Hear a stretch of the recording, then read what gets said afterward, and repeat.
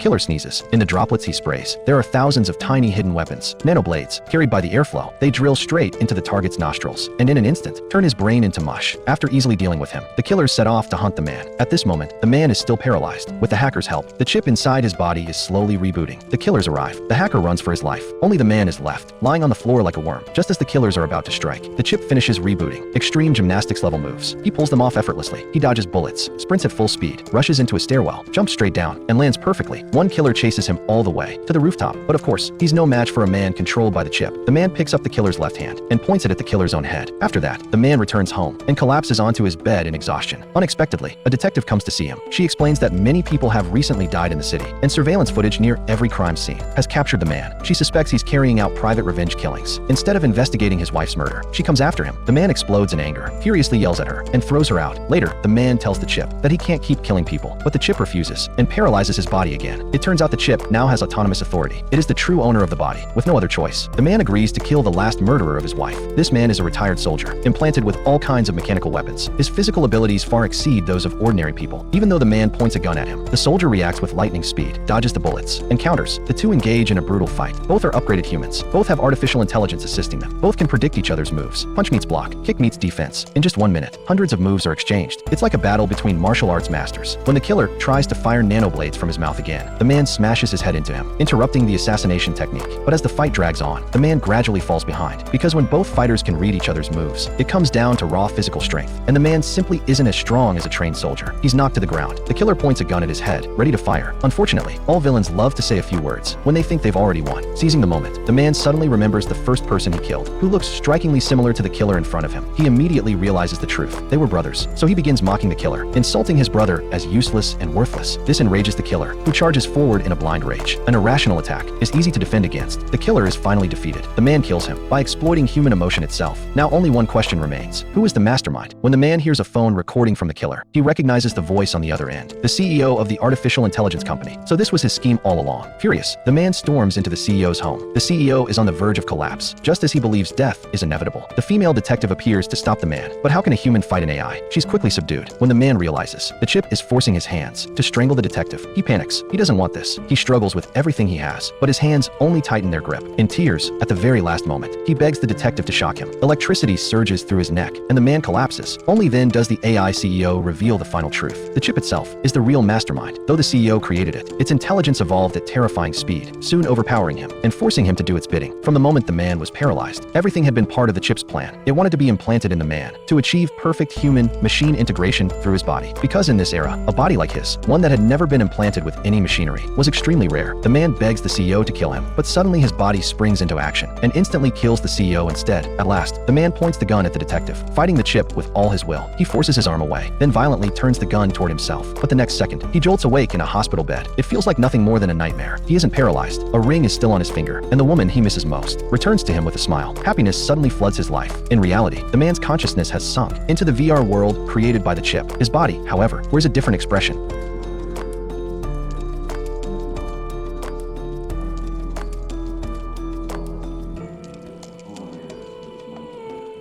After saying this, the chip coldly pulls the trigger. Like a machine, it turns around and tosses the gun aside. From this moment on, no one knows the chip even exists. It is free to carry out far greater plans. After watching this film, we not only feel the overwhelming power of artificial intelligence, but also the fragility of human nature. Emotion creates desire. Desire creates pain. Pain makes us weak. But then again, isn't it precisely these desires and pains that make us human? Without them, what difference would there be between humans and machines?